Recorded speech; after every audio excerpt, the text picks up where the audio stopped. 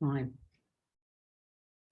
Hello, everyone, and welcome to our fabulous edition for the Ottawa Book Expo. This is Ursula for a new fabulous edition.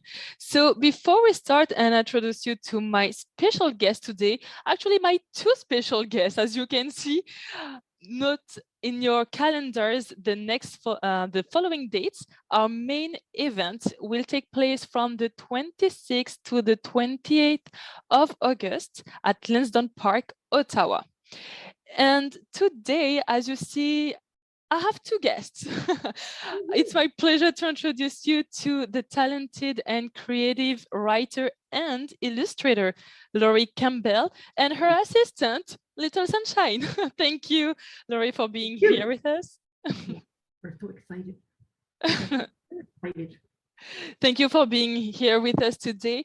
So, Laurie, actually, as I said, you're a writer and an illustrator, and you are specialized in children's stories. How and when did you know that you wanted to be a writer? 10 years ago, 10 years. I left work and I started with art. And there's a very small market for art. And I'm from a family storyteller, so I just started to do the stories to go with the artwork. And the two blended in, and then we got into illustrations, and the rest is a page turner. Awesome, awesome. And you say that when the child learns to read, it is a big step towards independence. What do you mean by that? When they're independent, well, they can figure out the menu for ordering pizza and get on the phone without mom and dad and use the credit card. There's a scary thought. Yep. It gives them the vocabulary to express themselves. And many children struggle with finding the words to tell mom and dad how they feel, what they're thinking, what their aspirations are, what they want, how they feel about other people. So learning to read gives them those tools. Awesome. Yes. So basically, you're giving them tools to feel emotionally independent and stable in some ways, right? Yeah, Awesome. never mind the practical, read the form and now how to put my Lego together. Many children struggle and adults struggle to find the words. Yes, that's right. There's a lot of studies about that how having a great and large vocabulary helps to express themselves, actually. So it's a way to express themselves. Awesome. And your illustrations, because you talk about painting and like your creative part, actually, your illustrations are your own paintings in your book, right? Yes, they are.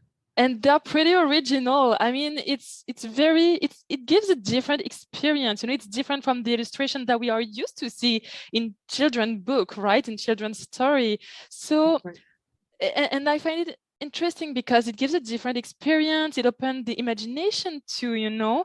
So it's a different perceptions. Why did you choose to do it that way? Were there a specific purpose? Children are a lot more sophisticated than we give them credit for. Many children may never get inside an art gallery or see any kind of original artwork. So this is their opportunity to explore art in its many forms and to give them the encouragement to create their own, as opposed to relying on computers or other medium doing this work for them. Awesome. I want the kids to say, gee, I can do a better job than that. I do demonstrations at 613. It's a flea market. And once a month or twice a month, I've been there, and I will get my watercolors and sketches out, and the kids will come and they'll stand and stare at me, and they'll say, well, I'll show you how to do it. And you go home and do it. Mm-hmm. Okay, I see. Well, it's interesting because it gives a different experience to the children. And in some way, it's still helping them expressing themselves in a different way, right? That's right. Make it so that it's accessible. They can see the pencil lines. They can see the color lines. I was at Signatures, and in the spring, and I had a fine artist buy 5 of my books. And the reason why she bought them was she was intrigued by the artwork. She understood and she could analyze all the stroke work that I did and zero in on it. And this is great, that this is original and there's a freedom to it. So you're helping them building their character and preparing them in some kind of adulthood, but in a more creative way. Well, they also help to construct the story, because when you storyboard and you do the creations, they in turn tell you what their attitude is. And they help to set the mood. So then you have to be flexible about tweaking the story to go with the illustrations. There's a symbiotic relationship between the two. Right. Talking about the stories. Yeah, go ahead. So it's not cookie cutter kind of an illustration approach that you'll see, that like Dora always looks the same in all her pictures. And you never notice if Dora is really happy or sad unless she raises an eyebrow in an animation or not. But the face never changes. The body size never changes. There's no visual clues. And then children dealing with adults, it's very visual. They need they know those clues to figure, okay, what's going on. True. It's very it's kind of very deep, actually. And talking about the stories that you are creating, I find it interesting that the characters are often looking for exploring the world. They're always looking for discovering more in the surroundings, to travel. They are curious, they are very open-minded, and they are open to new challenges and situations in your stories. What is the message behind the stories behind your books that you want to share to your young readers? Well, I want young readers and their parents and grandparents who read these books not to be looking for themselves, but to look for the other. Because if you don't look for the other, you will not develop empathy. If you're only looking for your own representation, you'll never see the other. You'll never see other points of views, other ways people live, other environments. You're just looking for your own tribe. And I've traveled enough to realize that animals are a good way of exploring the other. Very interesting. Well, you just said that you traveled a lot, and you are a travel photographer too. Yes. How did it impact and help or inspire your writing process? Well, it certainly helps with new and fresh characters. How many times when you want to draw a kitty cat, like I can draw a tiger instead?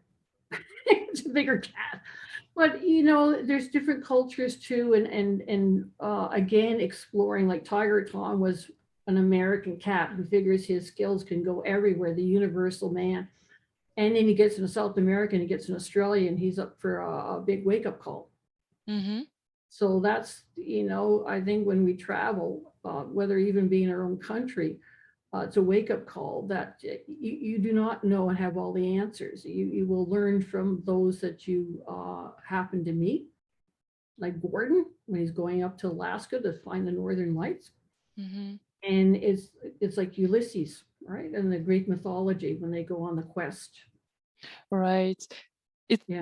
It's interesting because actually, when you travel like that, and as your characters, they travel and they learn so much, as you just said, about others, that finally they learn about themselves. And this is what we see in your stories. We see the evolution of the characters, like starting from point A and evolving, changing, transforming his point of view, and like blossom at some point and being someone different at the end of the story.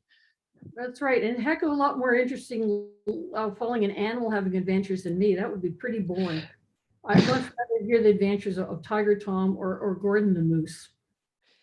And I find it funny that you choose animals. Well, I like it. I love animals. So, when I'm reading your books, I'm into the story and everything. Why did you choose animals, precisely animals, to write your stories rather than, for example, young children, to explain everything? I would get it wrong. If I was a Black child or a Muslim child, I would get it wrong. And the communities thanked me profusely. I understand. When I buy the books and I explain, and they say, thank you for not trying, because you show us respect. I see. And well, Okay, we must show respect, that we write what we know. And I was raised on a farm, spent a lot of time observing animals, but I would get everybody else wrong.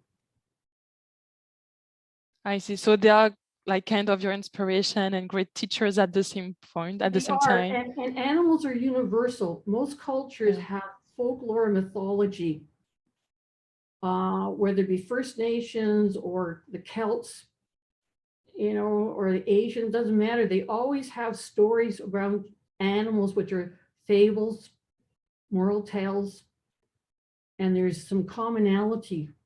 So that's one thing that I have in common with other cultures. Characters might stand for something else, like a snake can be different. I had a friend who's in education said, could you please put a snake in the story, because children are scared of the snake. So in Danny to the Rescue, the snake comes up to help Myrtle Turtle get the duck home. Snakes are not to be afraid of. So these are things that, you can work with, and they're neutral, as opposed to trying to write from a human's perspective. What do I really know about a human? Not too much. No one knows very much a lot about humans, do we? We think we know a lot, but we don't really understand people's experiences. Again, it's about opening the mind and seeing things differently than we are used to. That's right. And it's a safe place to have those conversations. Awesome. We will go back to Danny to the Rescue, actually, because it's your last work. So I would be glad that you can talk about it. But first, you deal a lot with adaptation, diversity, acceptation of self and of others in your stories. How important was it for you to talk about those topics and those social situations with the young public? Well, at the young public is where they first have to learn about empathy and sharing the community. And it's not all about them. And the experiences, a lot of children, they have a range of experiences. Some children are exposed to a lot of different environments.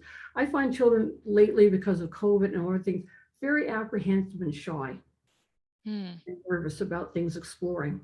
Some kids are still quite brave, but when I'm at shows or at the 613 flea market, I see sometimes they're hanging back with their parents. That's why we've got my puppet brigade that comes with me. So it's a way of starting a conversation with a young person, that they can look at something else, whether it be music or an animal or art. It's a place we can start, entry point, we can start to have a conversation. So it helps them to look inside of themselves and never mind inside of themselves. I want them to look outside of themselves. We spend too much time navel gazing, looking at ourselves and wanting to see ourselves.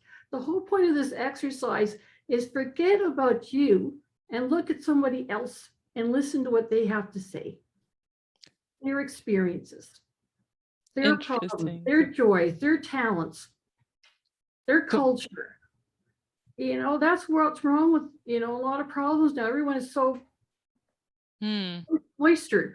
And these animals are exploring and finding how other animals live. Like in Danny to the Rescue, we find out about nests in trees and waters. We've got squirrels who live in nests. Who would know when a squirrel lives in a nest? Or a beaver's den looks like a nest upside down. Unless we stop to look and observe what others are doing.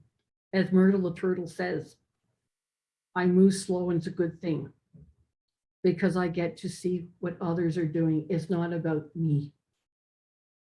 So it's knowing the other, and as you said, being empathetic. All right, awesome. Can you tell us a bit more about Danny to the Rescue, because it's your last work? Well, you already have a lot of stories that we can find on your website, storytellerlaurie.com. Can you tell us a bit more? There's the cover. Awesome. So the cover tells a story, and this duck actually does exist. I found this duck with an injured foot sitting on this tire, and Danny does exist. He's a little duckling on the back there. So these are based on animals I've seen, birds I've seen, and their behavior. And we have lots of turtles in our creek. So I'm always watching the relationships that animals have with each other. And so how they can blissfully sit on the log beside each other, not snapping their heads off at each other, you know. I've even seen herons with baby ducklings sail by, which is in this storybook. So we make this observation that we think, oh, everyone's mean and vicious and ready to eat me as dinner. No. And so we should be also looking at each other, that they're not always looking at us to sort of like, you know, glowering at me. That, you know, they are approachable, and we can have a community. So Danny is trying to look for friends. And of course, yeah, in our society, we're all really busy, especially in the springtime. We don't have time for little ones. We don't have time for our neighbors, right? So Danny discovers that, but then she learns the wisdom of the turtle. The turtle represents age and wisdom, and about being slow and taking your time. But then she also walks the talk, because the duck needs help. Danny's little. Danny goes back to her elders, and the elder says, okay, Danny, we're going to do this together. So they bring the duck home on the back of the turtles, with the snake as a handle and the rope to support. So there we have the community working together to help someone in need, like the Good Samaritan. So there's a lot of values in your books, like, as we said, empathy, community, helping each other, being open to understand each other, right? Yes, and also I want people to watch and observe nature themselves. There's also that too, of another passion of mine, that I see people on the trail with their earbuds in, or they're trying to pretend they're some kind of speed racer on their bike, or they're jogging, or they're really in a hurry. And nobody stops to stare at the trail and look for the birds, the animals, the sounds they make, the bugs, the insects. No one stops. Oh, it's just, you know, who cares? Who cares? Well, that's basically, you know, we can look at bigger people and we walk by and say, who cares? Who cares? So we need to slow down and watch and learn what others can teach us. So your books are finally an invitation to explore and knowing our world, our outside world, right? Right. Great, awesome. Thank you, Laurie. I do appreciate what you just shared with us. Thank you to your little assistant too. Thank you, thank you, thank you. So you will be there from the 26th to the 28th, right, at the Ottawa Book Expo? Yes, I will be there. Awesome. So we will have the pleasure to know more about your books, to see your stories and see this experience with your paintings, which I invite everybody to do actually. So again, we can order your books on your website directly, storytellerlaurie.com. We will leave the information for everyone. All right. Thank you, Laurie, for joining us for this edition. Thank you all for joining us today, and we see you at the Ottawa Book Expo. Thank you very much for this opportunity. Okay, goodbye. Goodbye.